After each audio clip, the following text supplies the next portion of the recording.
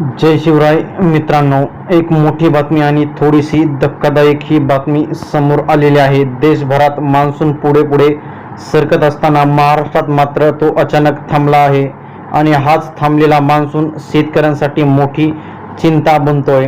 येथे पाहू शकता तुम्ही 12 जून पासून 16-17 जून पर्यंत राज्यात बहुतांश भागात खूपच कमी राहणार आहे। पाऊस खूपच कमी राहणार आहे।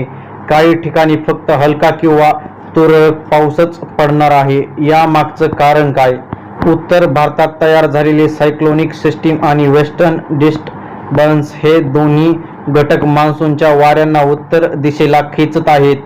त्यामुळे महाराष्ट्रात पाऊस अडकून बसलाय। तर पहा मित्रांनो, हीच सगळ्यात महत्त्वाची गोष्ट। 15-16 तारखेपर्यंत जोरदार पावसाची अपेक्षा ठेवू नका। घाईत पेरणी केली तर दुबार पेरणीचा धोका वाढू शकतो। आता खरी ट्विस्ट इथून सुरू होते।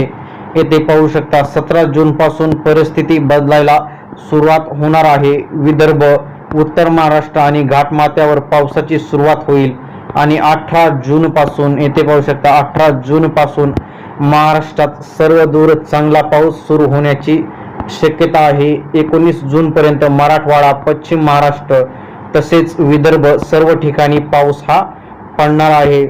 म्हणजे काय, आता अजून 4-5 दिवस तुम्ही संयम ठेवायचा आहे आणि मगच पेरणीचा निर्णय हा घ्यायचा आहे।